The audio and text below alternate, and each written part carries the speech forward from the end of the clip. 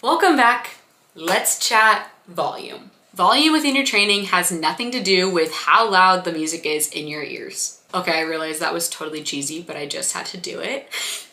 In all seriousness, volume within your training is the total amount you are lifting within a session. So it has to do with the relationship between your sets, reps, and load used. Hi, I'm Kelsey Nanini, certified strength and conditioning specialist and certified nutritionist. I'm here to help you go from frequent gym goer to strong, confident, and educated athlete.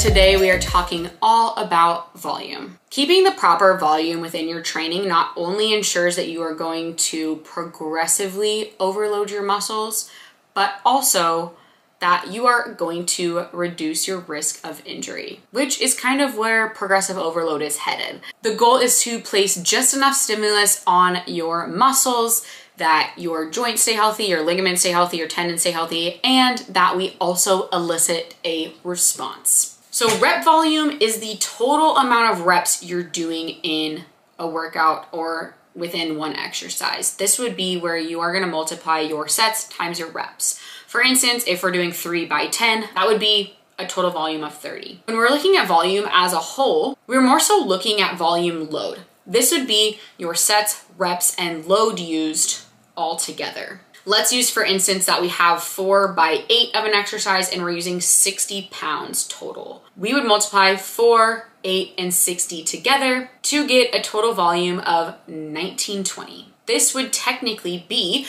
the total amount of weight you lifted. Now, how do we know how much volume to do based on your goal? Before I get into this, I went through the suggested load and rep ranges according to specific goals in the previous video.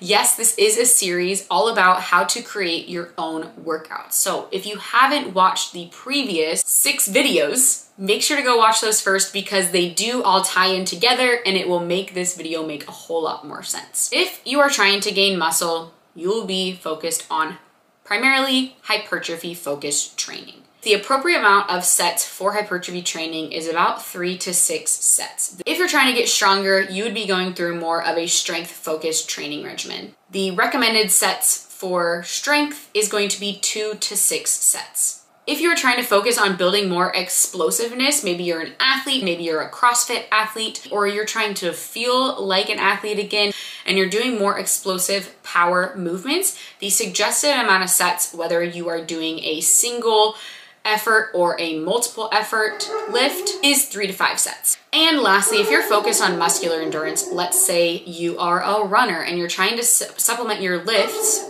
with your running regimen, the suggested amount of sets you should do is about 2 to 3 sets. Now, I got a little carried away with the power and the endurance suggestions there because I haven't really touched on it in prior videos, but just know there are multiple different training focuses. But for the sake of this video, since I've been talking about building the lower body, endurance and power haven't necessarily been the forefront of what I've needed to talk about as much as strength and hypertrophy. So going more in depth into the strength and hypertrophy focus based on our goal to build the lower body, if we are doing a strength focused workout, you're trying to get stronger in a certain lift. Let's use, for example, the conventional deadlift. There is a ton of research out there that is varying in the suggestions of what is the best set and rep scheme for strength gains. Because of the varying research, I'm going to use a very common set and rep scheme, which would be 5 by 5. 5 sets of 5 reps. Going back to the table I used earlier, the suggested load for this set and rep scheme would be 87%.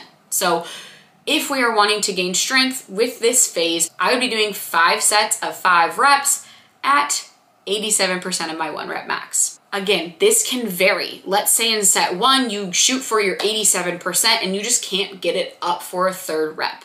It is okay to reduce the load because at the end of the day, maintaining form, reducing risk of injury for your specific body, form will look different for everyone, is the most important thing. We're gonna move on to our hypertrophy work where we're going to be focused on building more muscle tissue.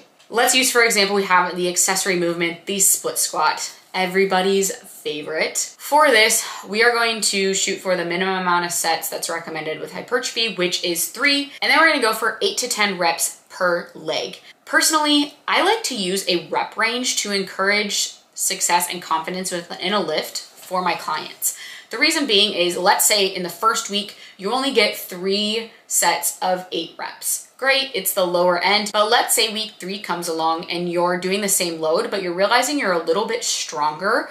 You have that flexibility and that freedom to try to go up to that 10 rep range. So it almost encourages that 2 for 2 rule, and it's kind of built in to the training to elicit that confidence. It's just something I do, not something required, but that's what we're gonna program in this example. So we're gonna do 3 sets of 8 by 10 reps per leg for this split squat for a hypertrophy focus. And with an accessory movement, I'm actually gonna leave out the percent of the 1 rep max goal for this.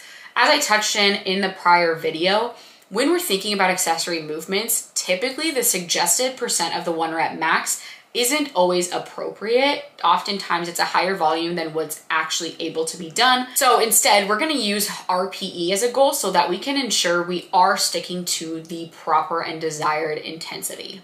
I'm not gonna dive too far into RPE, but know that this means rate of perceived exertion. But let me know in the comments if you'd like me to dig deeper into training intensities. I could definitely do a full video all about it to nerd out on it. All right, that's all we have for volume. So we're gonna move into the last leg of this series, which is going to be rest periods. See you there.